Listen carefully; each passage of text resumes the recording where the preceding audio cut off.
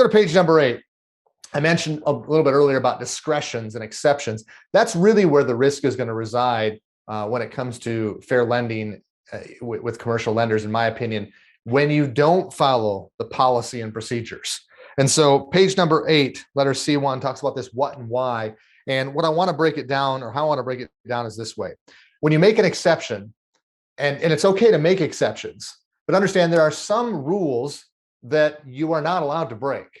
There are some rules that are allowed to be broken. You need to make sure you understand which are which. When you're allowed to break a rule once in a while, okay, that's what we're going to call an exception. You have rules that you follow most of the time. This rule in this particular instance, we're not going to follow it. Exception. Now, discretion, a little bit different. Okay, we have rules, but for this particular thing, we don't really have a rule. We give the lender a broad range of discretion, or maybe the rule is there's a broad range. Discretion is just a slightly different form. Both of those create fair lending risk. Now, I don't want anybody to take away from our program today and go back to your management team and go, I just listened to Bankers Compliance Consulting and Jared, and they said we can't do discretion anymore. And that's not what I'm trying to say. When it comes to discretion, we need to have controls in place, though.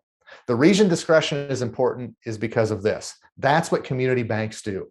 Okay, when people come to you, okay, they're not always an 800+ Beacon score with low loan to values and low debt to income ratios. Okay, sometimes you have people just starting out. Okay, new startup businesses along the way. Sometimes you have people that have been customers, you have relationships, and they fall down. They get impacted by life or get hit by a pandemic, and you're there to help them back up again.